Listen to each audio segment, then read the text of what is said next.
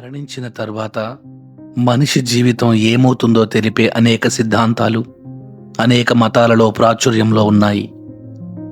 మరి మరణానంతర జీవితం గురించి బైబిల్ గ్రంథం ఏమి బోధిస్తుంది? యాకోబు రాసిన లేఖ 2వ అధ్యాయం 14వ వచనము నుండి 26వ వచనం వరకు చదివితే మనం రక్షించబడాలంటే క్రీస్తునందు విశ్వాసంతో పాటు క్రియలు కూడా కీలకమే అని ఉంటుంది. అందుకే క్రైస్తవ విశ్వాసం ప్రకారం మనం మంచి జీవితం జీవించి ఎల్లప్పుడూ స్టేట్ ఆఫ్ గ్రేస్లో ఉన్నట్లయితే పరలోక ప్రాప్తిని పొందుతాం. ఒకవేళ చావైన పాపములు చేస్తే నరకలోకం ప్రవేశిస్తాం. మరి మానవులు ఎల్లప్పుడూ పాపము చేయని స్థితిలో ఉండడం దాదాపుగా అసాధ్యం. మరి అలాంటప్పుడు అందరూ నశించవలసినదేనా అంటే కాదు అనే చెప్పాలి. ఎందుకంటే బైబిల్ గ్రంథ ప్రకారం పరలోక రాజ్యంలో ప్రవేశించే ముందు ఈ లోకానికి పరలోకానికి మధ్యన మరొక మధ్యస్థలం ఉంటుంది. ఆ మధ్యస్థలాన్నే ఉత్తరించు ఆత్మల స్థలం లేదా పర్గెటరీ అని పిలుస్తారు.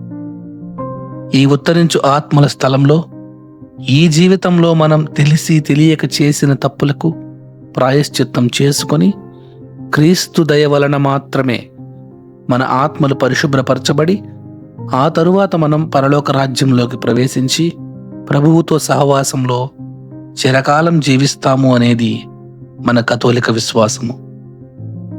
మరి ఈ పర్గెటరీ గురించి బైబిల్ గ్రంథంలో ఎక్కడ ప్రస్తావించబడింది? సమూయేలు 2వ గ్రంథం 22వ అధ్యాయం 6వ వచనంలో దావీదు పాడిన గీతంలో మృతలోక పాశములు నన్ను బంధించినవి, మరణపు టురులు నన్ను గట్టిగా బిగింపజొచ్చినవి, తన దేవాలయము నుండి ఆయన నా మొర ఆలకించును అని ఉంటుంది. ఈ వాక్యంలోని మరణపు టురులు, మృతలోక పాశములు అనే మాటలు ఉత్తరించు ఆత్మల స్థలం గురించి మాట్లాడుతున్నాయి. కీర్తనల గ్రంథము 86వ అధ్యాయము 13వ వచనంలో కూడా అగాధమైన పాతాళము నుండి నన్ను కాపాడితివి అనే మాటలు కూడా ఉత్తరించు ఆత్మల స్థల భావనను తెలుపుతాయి.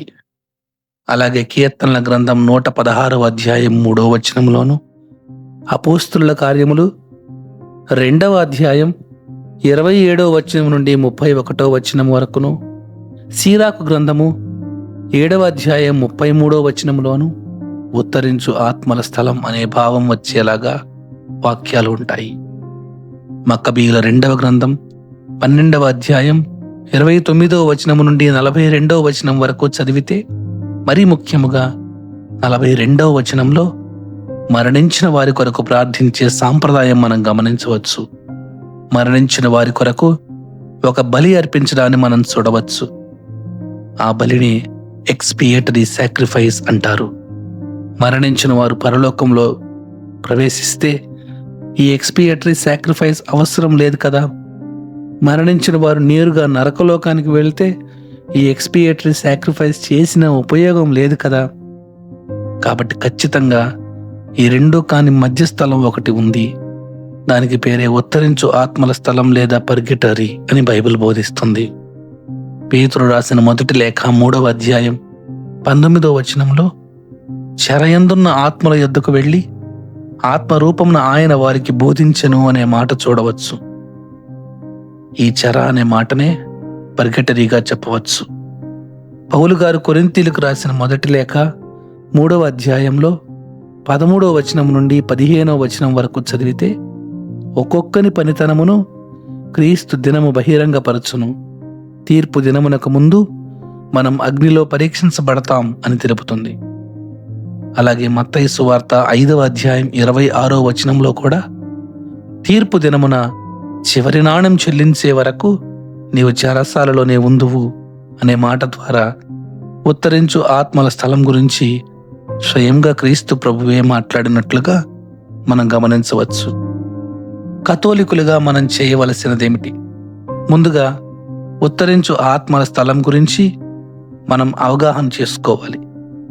అక్కడ ఉండేది హోలీ ఫైర్ లేదా పరిశుద్ధ అగ్ని. అది మనల్ని దహించే అగ్ని కాదు, శుభ్రపరిచే అగ్ని. భయపట్టే అగ్ని కాదు, ప్రభువుకు మరింత చేరువ చేసే అగ్ని.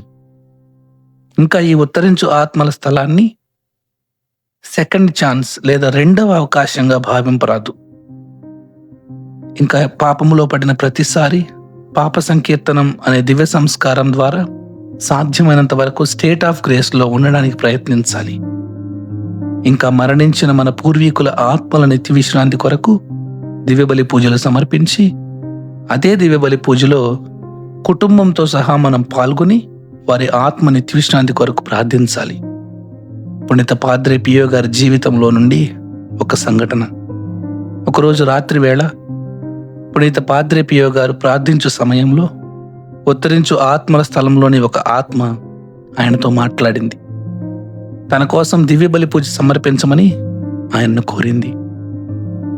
అందుకు పాద్రే పియో గారు, ఈరోజు రాత్రి అయిపోయింది, రేపు ఉదయం నీ కోసం పూజ చేస్తానని చెప్పగా, ఆ ఉత్తరించు స్థలంలోని ఆత్మ రేపు ఉదయం వరకు ఈ అగ్నిలో నేను కాలవలసిందేనా అనుకుంటూ నిరాశతో వెళ్ళిపోయినట్లుగా ఆయన జీవిత కథలో చెప్పబడింది. ఉత్తరించు ఆత్మల స్థలంలోని ఆత్మల కొరకు ప్రార్థించడానికి ఉత్తమమైన సమయం ఎప్పుడంటే అది ఇప్పుడే. అందుకే తిరుసభ జపమాల ధ్యానించే సమయంలో ప్రతి గుర్తు చివర ఈ ప్రార్థనను చేర్చింది. ఓ నా జేసువా, నా పాపములను మన్నించండి, నరకాగ్ని నుండి నన్ను కాపాడండి, అందరి ఆత్మలను, ముఖ్యముగా నరకాపాయ స్థితి అందున ఆత్మలను మోక్షంలోకి చేర్చుకొనండి. ఆమేన్.